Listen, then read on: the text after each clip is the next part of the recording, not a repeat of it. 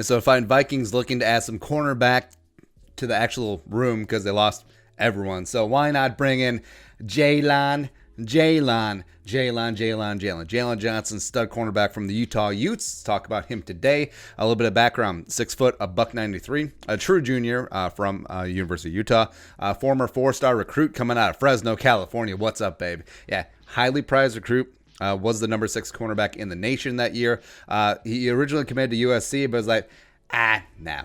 USC was in Michigan, Oklahoma. We're all in on the kid. So it was a nice get for Kyle Whittingham and the Utes as well. Ended up being a 2-year starter, starting 29 games overall for Utah. Recorded 102 career tackles, 7 picks, 21 passes broken up, and a partridge in a pear tree. Also, a 90.1 PFF coverage grade the last 2 seasons. Also, a passer rating of 52.0 when thrown at 65 times during his junior year. And remember, turfing it is like 39.6. So 52 is pretty good, right? Got to the combine. Now, not a workout warrior, but also nothing that's overly concerning. I mean, checks the boxes in terms of being athletic enough, 4.5 40, solid in the jump, solid in the bench. But also remember, with the shift to prime time, I feel like there should be an overall asterisk and caveat. Be like, these guys who are used to running in the middle of the day, getting prepped for that, all of a sudden you have to wait because of TV, wait till late at night. Please.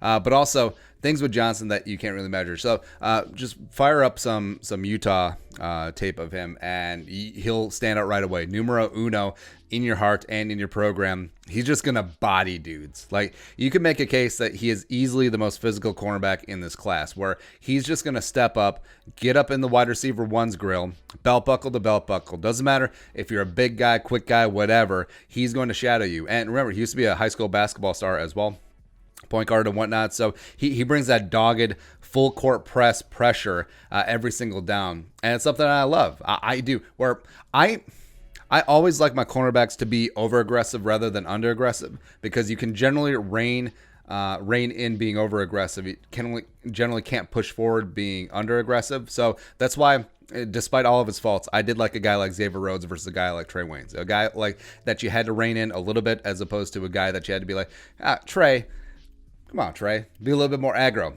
Go after that. That's why I really love the Legion of Boom when it was Brandon Browner and Richard Sherman just getting after it. I mean, they were daring the refs, so like, you can't call it on every play. Come on, man. I love it. So he is also a ball hawk. He does gamble a bit. He likes to jump routes, as well as he's almost to a fault. Like sometimes he will get bitten on double moves and whatnot, but he is just out there trying to make a play, having a lot of fun, and that's something that I really respect. Where again, being overly aggressive, very aggressive, both in terms of coverage as well as just going for the football.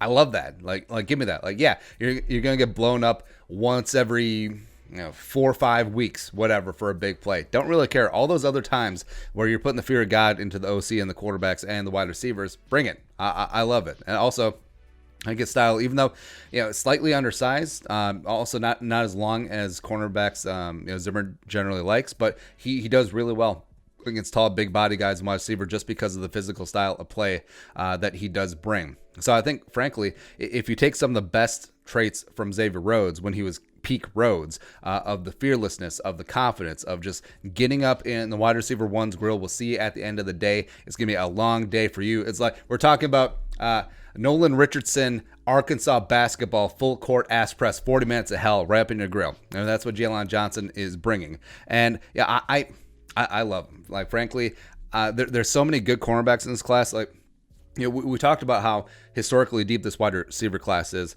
Cornerback is the same way too. So the Vikings are frankly extremely lucky that they have big needs of wide receiver and cornerback, and this draft class is just replete. Also, 12 draft picks, 5 in the top 105. Now, don't get me wrong. So I like Jaylon Johnson a lot. In fact, borderline love him, but I still put Jeff Okudah number 1. I think he's going to go top 5. CJ Henderson, I think potentially could go top 10 as well. And again, respect Christian Fulton coming at LSU. But would it shock me at all if Jaylon Johnson is the 4th cornerback off the board? No, it really wouldn't. So I do put Fulton slightly above like guys like AJ Terrell from Clemson or Jeff Gladney from TCU. I put him above Diggs because I think Diggs has to play a specific type of defense in the league, but also screw him at this point. That too. But I mean, Jaylon may fall into round 2 just because of the glut of quality cornerbacks, where we've talked about where if there is a large number of quality at a position, sometimes teams will be like, we'll circle back to that. Like we can get another one a little bit later on. So sometimes it almost, not artificially, but just it is what it is, the way that does depress the value of guys down. So he may sneak into round 2. Probably won't get to the Vikings at the bottom of round 2. But frankly, I mean, if the Vikings just stood pat and took him at 22 or 25, I would not be mad. I would not be upset at all. I think he comes in, is a day one starter on the outside, and just gets after it. And I really love Jaylon Johnson. Like honestly, go to YouTube, go to wherever you watch film, put on some Utah tape, and just watch number 1 work. It really is a thing of beauty. But your thoughts?